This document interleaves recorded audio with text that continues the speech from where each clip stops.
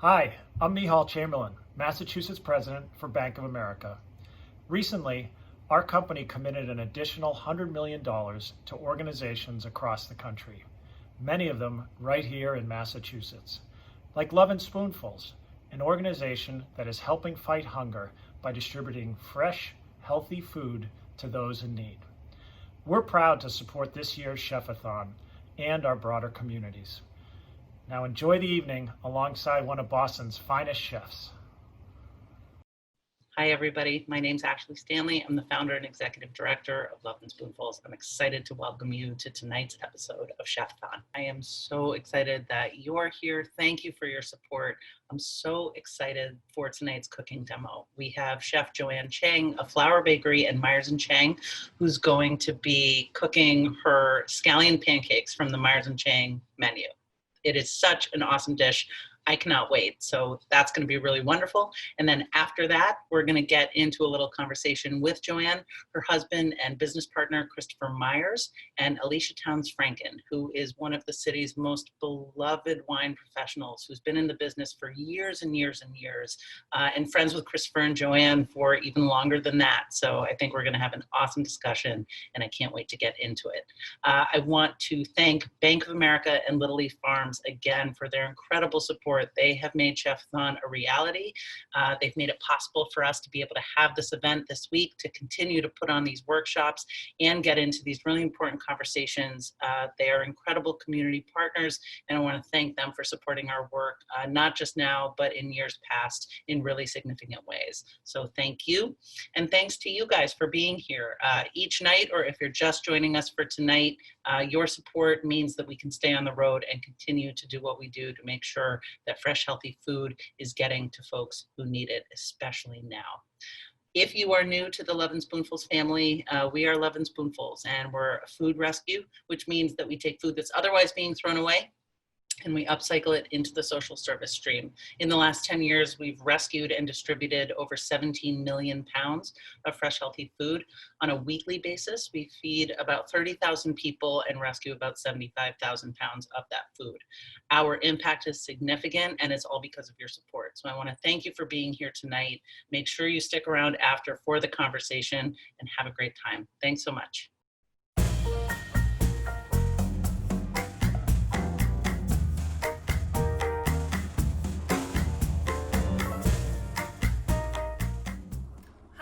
Joanne Chang. I am the chef and co-owner of Myers & Chang, along with my husband Christopher Myers, who is currently filming this video, and he won't, there he is. We're super excited to share with you one of our signature recipes, our scallion pancakes. If you've been to Myers & Chang before, I hope you've enjoyed these pancakes, and we're gonna, what's so funny? Just feels like I'm drunk and I'm not. And we're going to teach you how to make them yourself at home. So Myers & Chang has been in Boston South End for 13 years. And in fact, we met Ashley when she was planning Lovin' Spoonfuls. She would come sit at the bar and jot down notes on her yellow notepad, planning Lovin'. And it's been amazing to see how much it's grown over the last many years. Since COVID, Lovin' Spoonfuls has distributed over 1 million pounds of fresh food. They are reaching 160 organizations and nonprofits across 1 million pounds. 1 million pounds, 160 nonprofits across Massachusetts, and it's incredible their reach and what they do.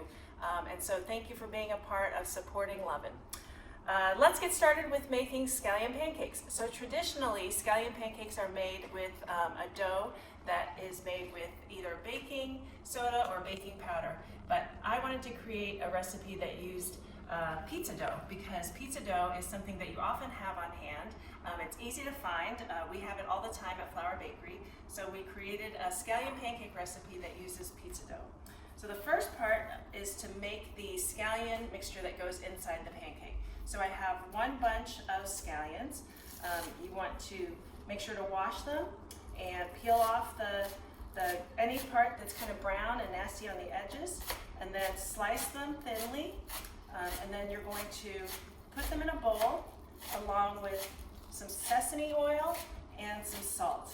And it's going to look like a lot of salt, but the salt ends up getting mixed into the dough, and so it doesn't taste super salty. So here we've got our scallions. They're going to go into this bowl, and then we have, Look at those scallions. they're beautiful. I did a nice job. Then some salt, and then this is sesame oil. This is dark sesame oil that you can find in any Asian grocery store. And we like the Kadoya brand, it's really good. So just mix that all around. And this is the slurry that's gonna go inside of the pancakes. So now, let's start rolling out our pancakes. This is about 3 ounces of pizza dough. So if you make dough yourself, that's awesome. But if you don't, you can also just go to a grocery store or even your local pizza shop, and they'll sell you pizza dough, usually by the pound. And so this is about 3 ounces, so you'll get about 5 scallion pancakes per pound of dough. So what I do first is, you saw that I put a lot of flour on the work surface, and now I'm gonna make sure that the dough is also well floured, and I'm gonna roll it out into a long oval. And then when it's nice and thin, it's sort of like making a pizza. What you got there is a French rolling pin. Oh, this is, well, it's not really a French. It really isn't, is it? No, It's not. not really, but sort of. So now I'm gonna take a heaping spoonful of this mixture, and I'm gonna spread it across the whole pizza. And you wanna spread it evenly and make sure you get a little bit more. A nice even layer of scallions and sesame oil and salt along the whole oval. Okay, now take your pizza, stretch it out a little bit, and roll it up like a jelly roll. So just very easily, gently roll it up. And then once you've done that, you're gonna coil it up like a snake. Food joke. Why the jelly roll? Because it saw the apple turnover. That is the joke that Christopher told me when we first met.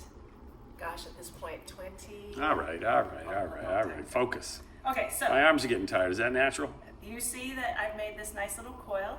I'm gonna do another one, just so you can see it again. Again, be sure to flour the work surface really well, and then flour your pizza dough. This is a really fun project to do at home with kids. Just roll it out into a long oval. And then if your dough is hard to roll out, then let it come to room temperature. It'll get more relaxed as you let it come to room temperature. Sometimes when it's cold, it's a little bit springy. Now take a nice heaping spoonful of the scallion mixture, spread it out evenly all across the oval. And then, like last time, you're just gonna roll it up like a jelly roll. Chinese sausage is also a good filler in that. Oh yeah, we used to do these with, remember when we did them with the yellow chives and Chinese sausage? So if you can get some Chinese sausage, chop it up fine, and then put it in, it's also really delicious. And then coil it just like so. Now, I've just made these and they're really springy. So you can see that they're kind of springy and they're gonna be hard to roll out. So what you wanna do is actually put these in the fridge and let them relax for 4 to 6 hours. Or if you wanna eat these right away, you're gonna have to let them proof, which is letting them kind of relax and grow for probably about an hour to an hour and a half at room temperature. I happen to have some here that were made earlier, so these have already been relaxing, and you can see the difference in the consistency. It's a lot more pliable. So now I'm gonna get ready to roll these out so that we can fry our scallion pancakes. So just like last time, I flour the work surface really well, and I'm gonna end up putting quite a bit of flour on top of the actual scallion pancake. I don't want it to stick to either the work surface or to my rolling pin. And then I'm going to roll it out. And you can see as I'm rolling that the scallions are now layered into the dough. And I like this way of incorporating the scallions into the dough because it allows for some layers of dough. So if you just took the dough and mixed in the scallions and the sesame oil and the salt, it would be a scallion flavored dough, but it wouldn't necessarily have layers. The way we've made it, you now have a couple of layers, and that's gonna make your scallion pancake nice and flaky. So when you get it to about 6 to 8 inches across, and you'll see I'm rolling from the center out and then from the center towards me, and I pick it up every now and then and roll out and towards me. So when you get it to about this size, I have here in this pan, might be a little too hot now, I preheated some oil. And so this is about 1 inch or so of oil. I think I got a little overzealous here. So we're gonna fry this. So I stretch it as I get ready to put it into the fryer. This is just regular canola oil, heated on medium to medium-high heat. And then I'm gonna lay it in. Now make sure you lay it in starting from the side closest to you and then let it fall out, because if it bubbles, you don't want it to bubble towards you. Okay, so it's ready to cook. You can see that it poofs up a little bit. I always poke a little hole and allow some of the air to come out. And while that's cooking, I'm gonna go ahead and roll my second one. That's a Ming Tsai wok right there, isn't it? Yes. Product this placement. This wok came from Ming Tsai, Ming, we're gonna want some cash. who is also part of the culinary team, and he gave us this wok after filming Simply Ming with him one year. Okay, so now this has been sizzling now for about 30 seconds, and you can see that the edges are starting to brown. I'm just gonna take a peek. I think that's good. Turn it over. I'm gonna let that continue to cook as I'm rolling out the second one. So I've got this now on about a medium to medium-low heat. I had it a little bit hot before, so I turned it down. And you want it to fry slowly, because you want to make sure that the insides also get cooked. You don't want a doughy scallion pancake. So we're gonna have 2 of these. Okay, so take a peek. It's still a little bit light. But you can see how this one has layers of dough and scallions mixed in. And I just kind of stretch it, kind of like when you're making a pizza. So once you've made your scallion pancakes, we have a recipe for a dipping sauce that I want to share with you. Let me make sure that this is, so you can see how this center still is a little bit doughy. So I'm going to flip it over and let it continue to cook, because I don't want this to be doughy. So we're gonna let that continue to fry a little bit. And while that's frying, let's go ahead and put together this scallion pancake dipping sauce. So this is a little bit of soy sauce. And you can see how easy this comes together when you have everything measured out ahead of time. I encourage you to do that as well. This is some sesame oil. The sauce is a little bit sweet. We have some sugar, and then it's nice and gingery. So this is some chopped minced ginger. There's a little bit of heat to this sauce. This is a tiny bit of sriracha. And then finally some rice wine vinegar. It gives it a little sweetness and a little bit of tang. And you just whisk all of these ingredients together, and this is our dipping sauce for our scallion pancakes at Myers & Chang. Swiss, is that the technical term for what that was? Swiss. What did I say? I thought you said Swiss it. Whisk it all together. Whisk it. Whisk it. Whisk it. Okay. There we go. I'm gonna use this as our. So as soon as it comes out of the, as soon as it comes out, you want to take a little bit of salt and salt it. Let's go again with the second one. So. I keep forgetting that I'm supposed to keep this kid. On here, right here. Yeah, there we go. Right here. The stove was clean at the beginning of this. The stove was clean, but then I got flour all over all of it. No, that's not gonna work. Okay, so while this second one is cooking, I know Christopher's dying to try this. So remember, I salted it right after it came out, and then cut it into, we cut ours into 6 pieces. Beautiful. You wanna try? Want to dip it?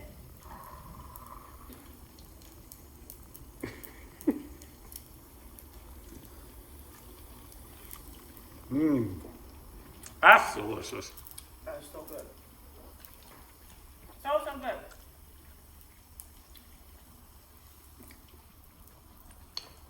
A couple of tips. You can make these in advance and actually freeze them. Pizza dough stays okay for about 3 to 4 days in the freezer.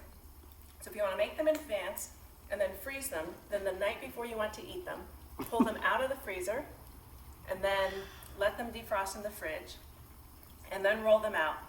And then you'll have fresh scallion pancakes whenever you want.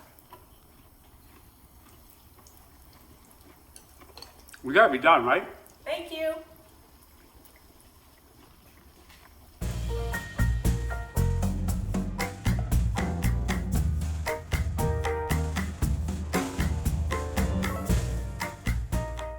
Guys, I'm so happy to see you all. Thank you so much. And it's really interesting that the three of us are together because Christopher and Joanne, you guys introduced me to Alicia about 8 years ago, maybe 8 or 9 years ago, but the three of you have known each other for decades almost. How did you guys meet? Where did that all happen?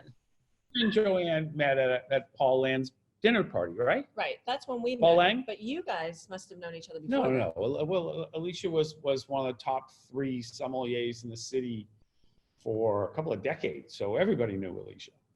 Oh yeah, that old. Yeah, like back during Prohibition, she had a beautiful wine list at the old homestead. No, yeah, I mean I've known her for a long time. Yeah, and I think we met on a sofa having dinner together, Exactly, like 20 years ago, I think. Yeah. exactly. Where were you guys in your careers at that point? So I had just started Flour, I think, and Christopher and I were pseudo dating. We were friends. I wanted him to ask me out on a date. Every now and then he would ask me to go somewhere with You him. were busy. You were very busy. Don't. Everybody was busy. She was busy. Everybody was busy. So that's when we all met at Paul Lang's house. That's right, for Yeah. dinner party. Yeah. And where were we in our careers? Alicia, you were Harvest and Grill and all that, right? I was wine director Yeah. back then. Yeah.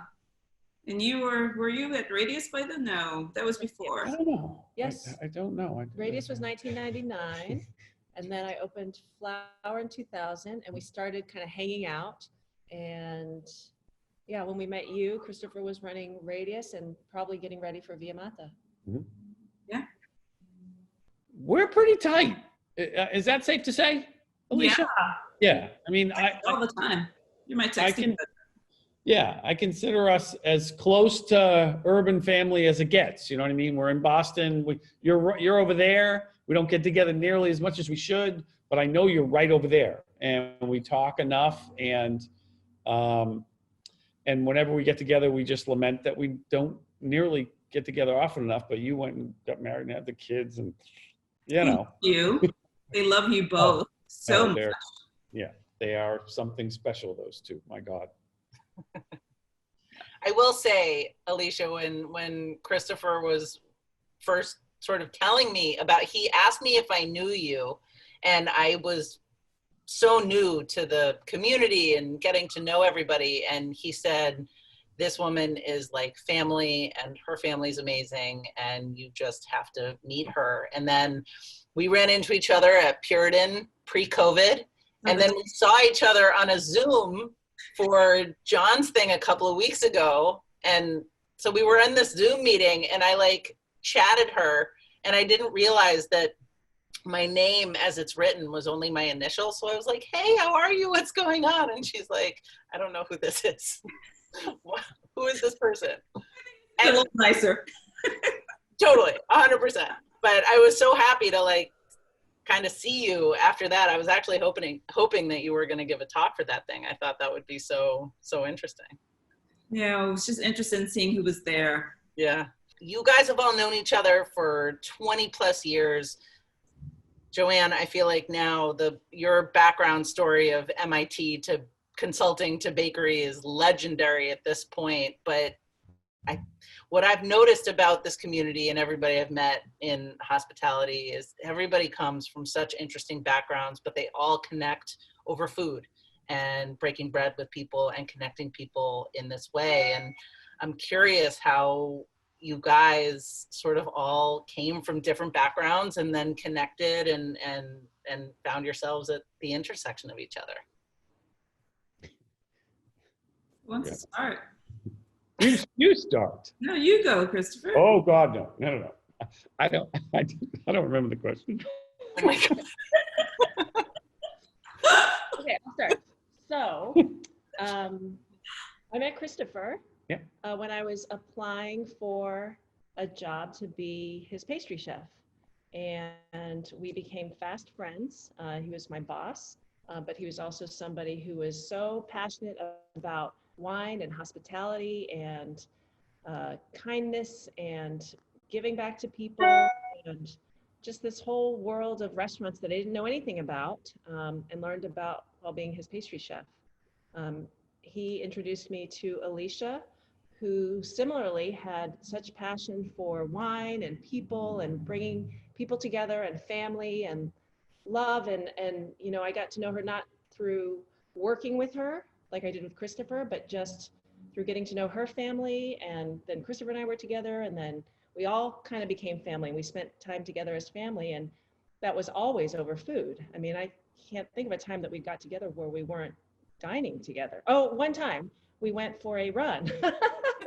I went for a run with Alicia's daughter, Pia, when she was like 13. But other than that, every single time we've hung out together, it's been over, you know, cocktails or dinner or lunch or coffee or whatever. And, you know, I think our passion for eating good food and sharing good conversation and talking about the world. Trivia question. What is Alicia's favorite snack?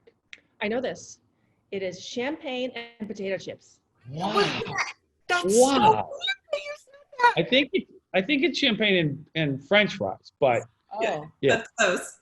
Yes. And it's very expensive champagne. exactly. I should have said that. And It's the Four most- Seasons French fries. So lest anybody thinks she's just a, you A know, McDonald's yeah, and like dyed in the Java. wool Chicago chick. She's not. She's a fancy girl. Alicia, what would you drink with the scallion pancakes that Joanne made in her demo? That's like a salty snack. Champagne. There you go. Always. I mean, there are lots of things you want acid, right? But during COVID, all I drink is champagne. It's like, you can't be sad with bubbles, right? Yeah.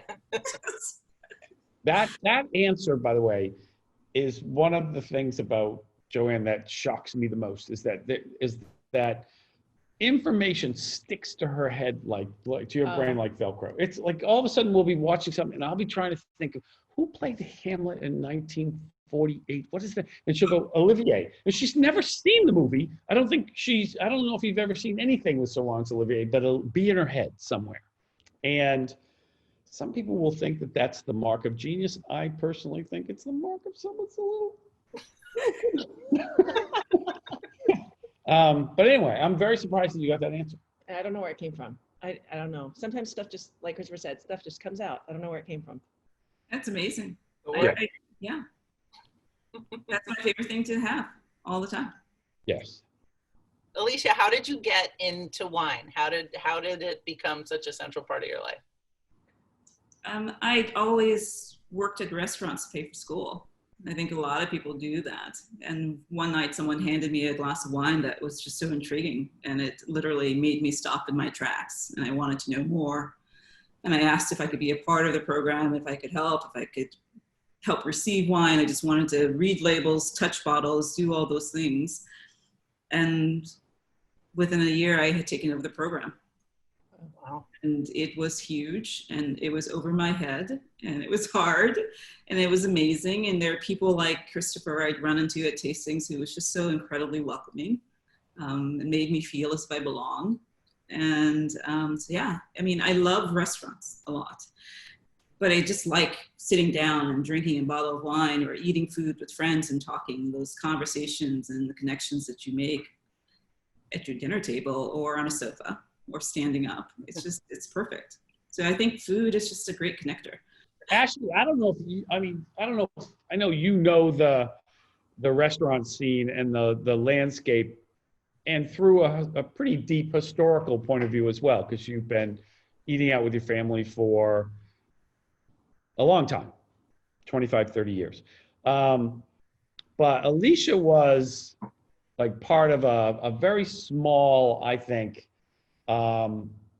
group of sommeliers when we had sommeliers.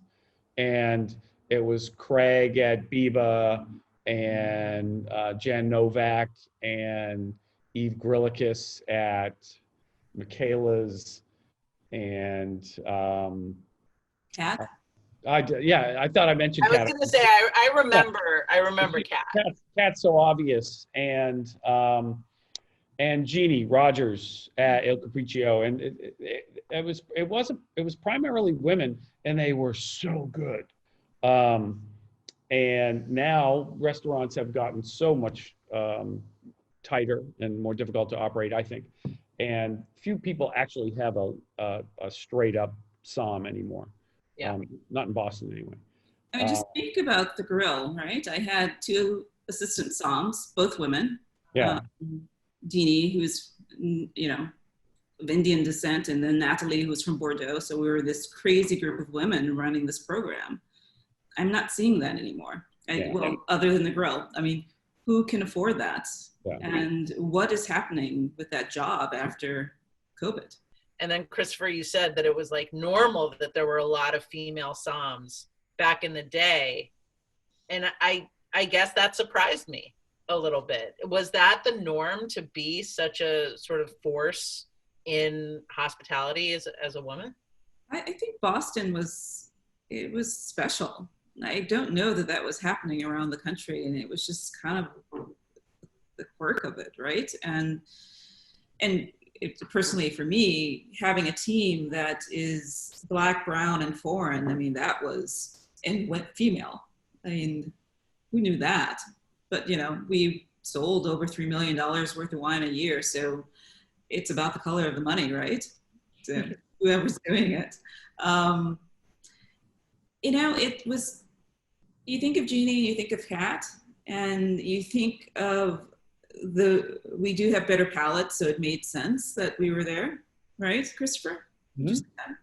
Well, there was more. It was Jan Novak. There was Yes. There were more than that. I can't think of them offhand, but I think that What was the question? I swear to God, I haven't had any alcohol, and I think that's a problem.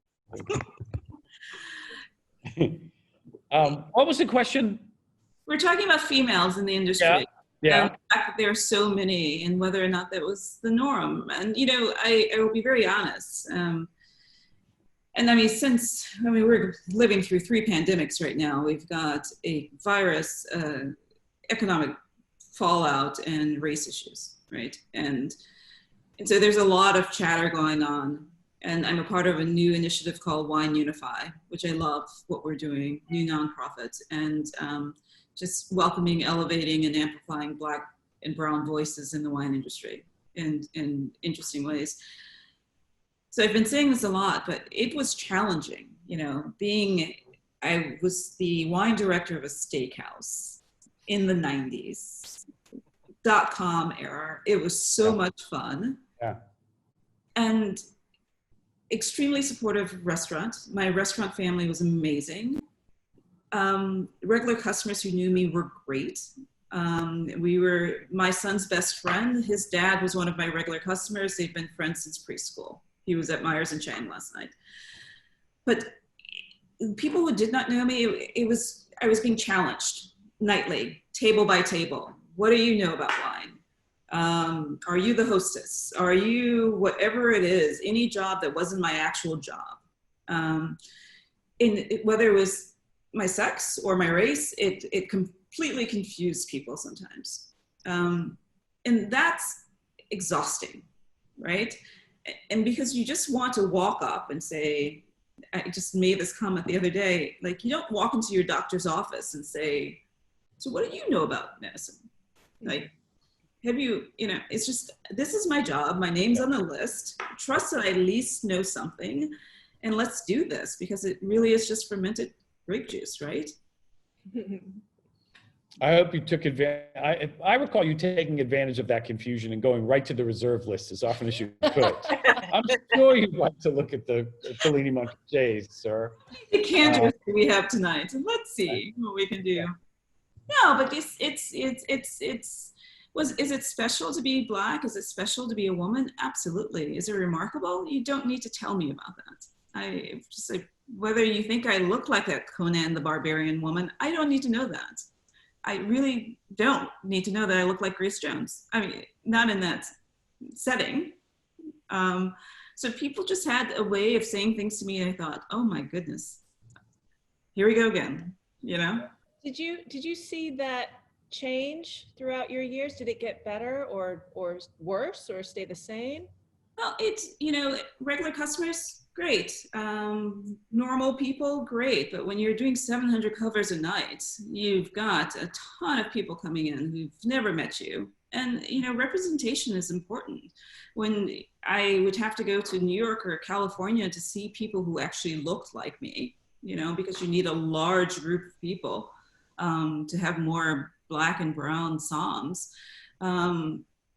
it was odd for them. And I remember, I think I was meeting you at Via Mata.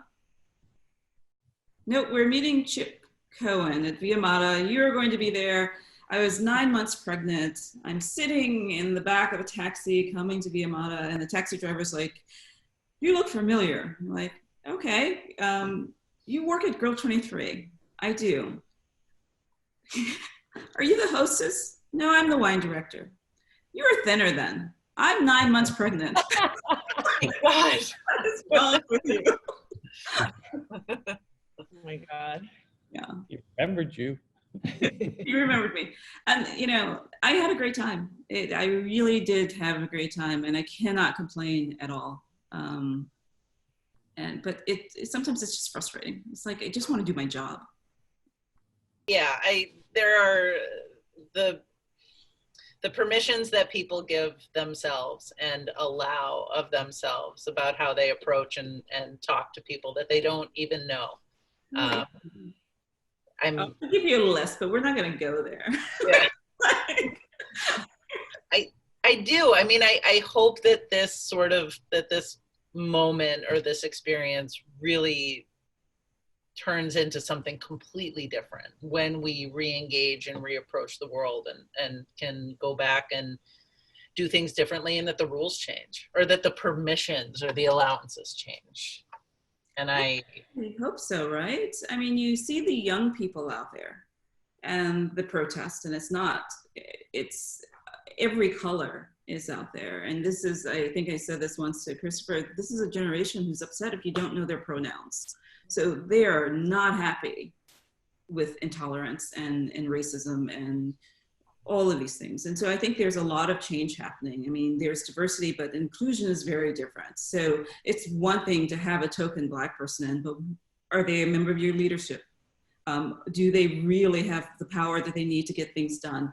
Are you allowing them to come in and be their full selves and with everything there is? I mean, wine is such a complicated thing, because in order to quote unquote enjoy wine, you need to know something about it. No, you don't. And there's these special words you need, and that this wine pairs with this. And so there's so many different foods out there in the world. Oh, I just drink beer with that. Well, no, I love drinking wine at Myers and Chang, or wherever, whatever ethnic food there is, there's a way of drinking wine with it, as opposed to these are the classic pairings and you have to do it this way. My family never drank wine. It was only when I started working in the industry that they're like, oh, this is a beverage for us, So. Why, I don't know anything about wine. I mean, you know that, and Christopher knows that, but why is it that wine has been divided like that? Like, I know that you're supposed to drink red with like red meat and white with fish, but why did that happen? You have to do that anymore.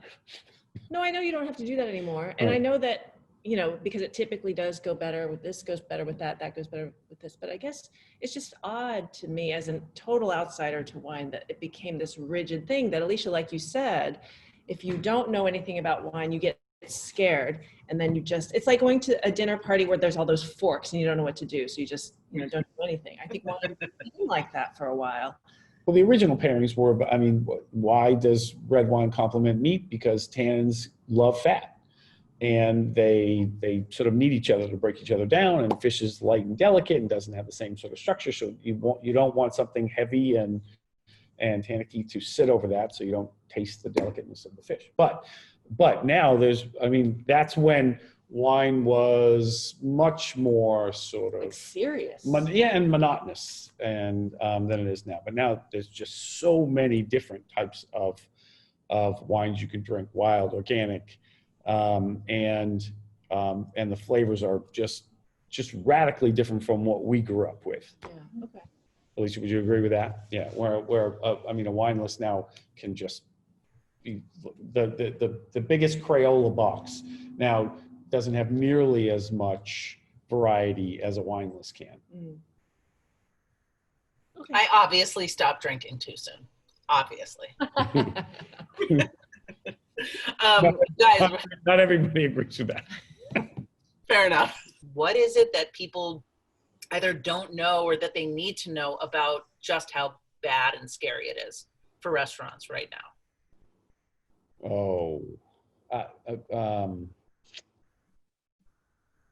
God, I don't know. Just take. I live in the leather district. We live in the leather district. Lady Zigomat's been over there for over 20 years, and they're not reopening. And that's owned by a friend of mine that I've known through the restaurant business for over 30 years. And there isn't anybody that's been in town, part of the food scene for the last couple of decades that hasn't been over there to listen to the music. They've always had a great wine program. Have they been flourishing over the last 5 years? No, but they were there and they were hanging on. I think there are countless restaurants like that aren't coming back. And they're probably in your neighborhood and you're not sure which ones they are. But if you weren't really humming along when COVID hit, I'd be surprised if you came out on the other side of it. So what are the statistics, the percentages of restaurants that are going to be devastated by this? I think it's going to be high. I think if you imagine your life and all of the bills that you have to pay, your rent, your utility bills, your cell phone bill, your grocery bill, et cetera, and then take whatever salary you make or whatever job you have or whatever your household income is, and imagine that overnight you go to zero household income, and then maybe you go up to 25%, and you don't anticipate getting up to full for a year.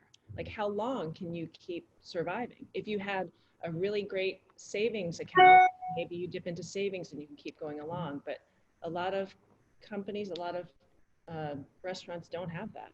Yeah. It's a very, very thin margin business. They operate on such slim margins. I just don't know how. Don't know how people will come back. And on the other side, it's the consumer side, right? Like, how many people want to be in a restaurant right now? Exactly. Yeah. And if people are buying a lot of booze at home, are they going to want to go to a restaurant and, The reclosure of inside dining in California, I think, is devastating. I think it's going to scare people across the country, and it's going to add months to this sort of phantom effect that it happens everywhere. We're just operating in a weird mathematical vacuum. I really wish that the government would provide a much different set of metrics for us to understand that this thing is controllable, but within certain guidelines. It is going to grow. Its entire existence is about growing and multiplying. And no matter what we do, a fragment of this thing is going to continue to multiply. So how do we get through it? How do we not go through what now Miami is going through, which seems to be, I mean, I know New York is really vertical, and therefore it made sense that it got smacked the way it did. But I mean, if you've been to Miami anytime, I mean, it is a packed city with a lot of island passion in it, and a lot of liquids and kissing and loud talking at restaurants, and I can just imagine. Descriptive. Should I stop there? No, I just keep going. stop there. And they're getting creamed. How long before people are going to want to really? I mean, we're open for inside dining. We're not. We No, we're didn't, not. but we didn't. But Because of that, Yeah. because we were talking about opening up some bakeries for inside dining, having a couple of tables in Myers and Chang, and then we read the California thing, the Miami thing, and we were just like, maybe we'll wait a little bit. I mean, what is it? I wonder what it's like for you guys to make those decisions, because when Flower started to open for delivery right after the shutdown and there was sort of nothing open, I'm sure I wasn't the only one to say to you guys or to feel that, like, when Flower food was available again, there was something that was really normalizing about that, just because the bakeries and the stores are so much a part of the community. And you guys employ so many people. I can't imagine what the lead up to those decisions or what those conversations were like. And then for Myers and Chang too. I mean, we tried to base them purely on what the adults were telling us, right? Yep. I mean, we listened as much as we could to CDC, WHO. We were really paying attention. We were glued to the TV, glued to the newspaper, Twitter, just trying to find anything and everything, seeing what New York was doing, seeing what California was doing, et cetera. But there was plenty of pressure with each decision we made, whether it was to initially close and then to soft open. It was always social media pressure that was using Flower for more iconic value than anything else. Like, how dare you open, or how dare you close? Yeah. There was plenty of just noise out there that you have to filter out best you can and make decisions based on safety, and survival, Yeah. honestly. Yeah. I think you guys have done such a great job. I mean, you've taken great care of your workers, right? But then you were able to pivot and offer things that you had never done before, which I think we're all hoping that you continue to do. You know, my daughter Pia loves the baking kits. And I really wish we'd never heard of the peanut butter Rice Krispie things. I had it yesterday. But all these things that you're doing, they're welcomed. And that is one thing I do like about this, is that new ideas are coming forward and people are trying to understand what they can do to survive and to flourish. And so it's refreshing. But I think you've done it well. I don't think there's anyone I know who's done it better. So Thank you. doesn't feel that way, does Yeah, it? I mean, actually, to go back to what you said, that when we opened, it felt like things were a little bit normal, which is, from our point of view, it's great to hear, right? That's so nice to hear that we were able to, like, bring a little normalcy.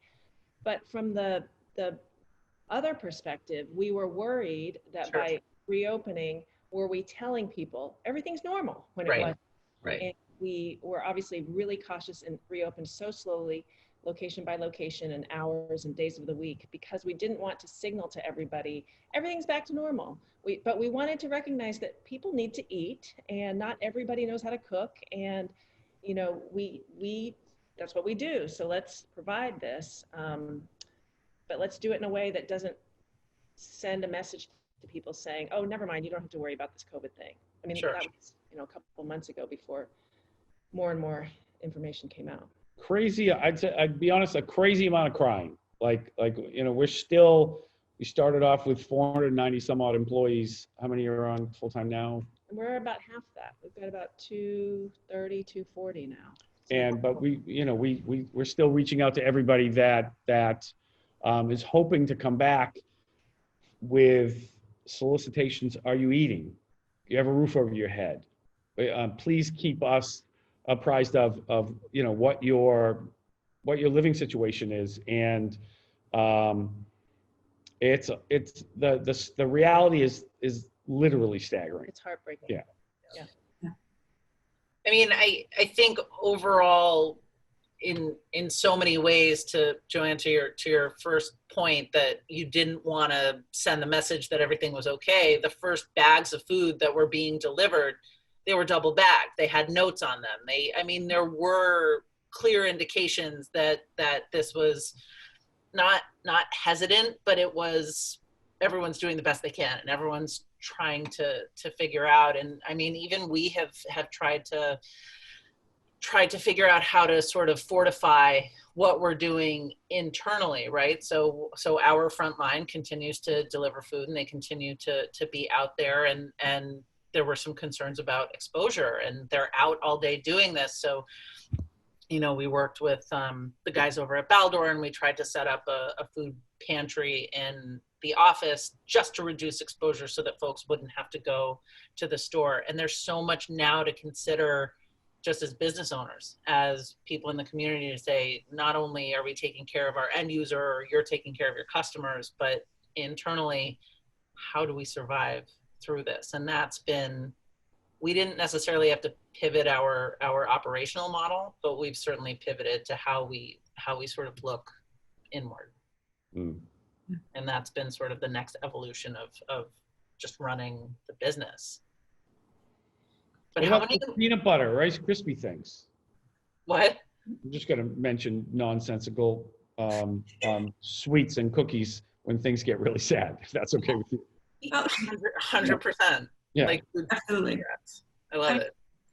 I hope we're all going to come out of this stronger physically and mentally, and that we are going to look hard at how we live our lives. And we do to change. And I mean, as you watch the earth heal itself, what have we been doing to it? Right. I can't imagine anyone coming out of this going as we all went in. I'm really hoping people are taking a deep look at exactly how they're living and what they can do to make this better, and how they can make it better for not just them, but for everyone. As we know, I mean, I don't think the opening of restaurants has made it appear that everything's back to normal. We are wearing masks, we're hand sanitizing as we're walking in. There's all these cues that are saying this is not normal at all. But I think it's greatly appreciated that you're back, that it gives people some sort of, it's not hope. It's just Comfort. comfort. Thank you. It's a bit of reality of what we've lost and what we loved, and it's just been kind of bleak, and every day seems the same, and I didn't know what day it was. I thought it was Sunday when I woke up this morning. So it's this constant battle. We just call it, it's day. Yeah. Yeah. I mean, you guys have been friends for so long, and you came together in an industry that's in peril. And Yeah. friendships that are this deep and go so long in an industry that allows something like Lovin' Spoonfuls to be created, how do we save it? Like, what do we have to do? And so the idea to let people understand or listen to it, or see what it's like sort of from that perspective is important. Sometimes I don't know what to do to help you guys. And I know that there's the CARES Act, and call your representative, and we try to raise money, but none of it is enough. And the kinds of relationships that form around food, whether it's social service or like true personal friendships, what will happen if we don't have restaurants, and we don't have people, So. Yeah, I think an argument can be made that what the culture gets out of eating alongside other people makes, positions restaurants under that umbrella of essential services. I really think that. I was going to ask the two of you, have you lost a restaurant in your family? Do you know what I mean? Has something closed yet that broke your heart? The European, but that was like 30 years ago. Wow, on Hanover Street? Yeah. Wow. Man, you are an old soul, girl. I mean- You really are. Yeah. Alicia, you? Not yet. It'll be interesting to see what happens in the next few months, or even next year. I really hope not. I mean, just the energy and the vibe that you get at a restaurant. I just hope that people take this time and decide, how can we make this better? What do we need to do to make people not only feel comfortable in coming back, but to welcome them back in? How do we do that? I think restaurants are perfectly equipped to do that. I think the table needs to be set by our government. You know what I mean? I mean, we need to feel a different level of emotional safety, and we're not going to feel that with this administration. It's just not Or going to happen. just some level of leadership. Yeah, and I mean, if the next administration were a Republican administration, there's no possible way it could be this severe, this punitive, this unattractive, as what we have right now. So I think that those of us that have some craft and have some skill in this industry, and this city is rife with people that are just incredibly talented. I think we know what to do when people are ready to come out to eat, but I don't think that. And I think our governor and our mayor, I think, are doing I think we are a leader in the field. You know what I mean? Our numbers are pretty good, but I think that, that voice that you want to hear from the person leading your country is just one that scares everybody. Yes. Scares everybody around the planet.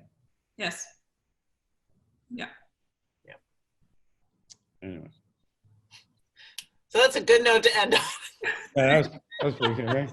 Yay! Woo! Yay, November. You guys, thank you for your time tonight and for chatting. Alicia, so good to see you. I hope in some version of real life we actually run into each other in like real life. And I hope I see you guys soon.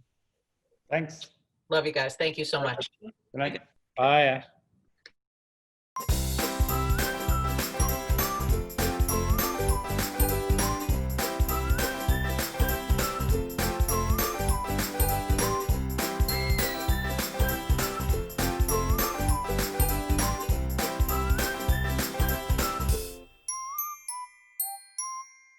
I want to thank all of you again for joining us. I want to thank Joanne, Christopher, and Alicia for joining me for this really, really awesome conversation. And again, I want to thank our sponsors, Bank of America and Little Leaf Farms, for making all of this possible.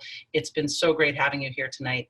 Thanks for joining us. If you feel compelled to offer some additional support to Love and Spoonfuls, there will be a link that comes in the chat box, or you can go onto our website at loveandspoonfulsinc.org and click the little donate button. Every little bit counts, especially now during COVID.